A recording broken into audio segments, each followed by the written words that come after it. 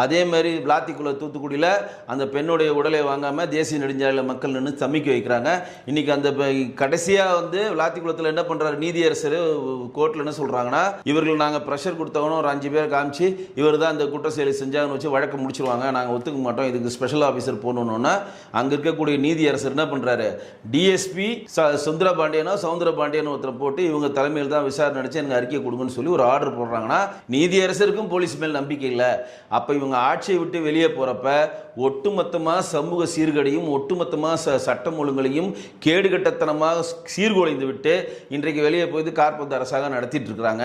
ஆனால் இதுவரையும் தமிழ்நாட்டில் இவ்வளோ குற்றச்செயல்களோ இவ்வளோ சிறுமிகள் பாலியல் வன்முறையோ போக்சோ வழக்கில் இவ்வளோ எங்கேயுமே நடந்ததா சரித்திரமே இல்லை. திமுக இன்றைக்கு ஆட்சிக்கு வந்ததோ இங்கு ரவுடிகள் ராஜ்யம் அதிகமாகிவிட்டது. அதற்கெல்லாம் மூல காரணம் நிரந்தரமான ஒரு டைரக்டர் ஜெனரல் ஆஃப் போலீஸை நியமனம் செய்யவில்லை.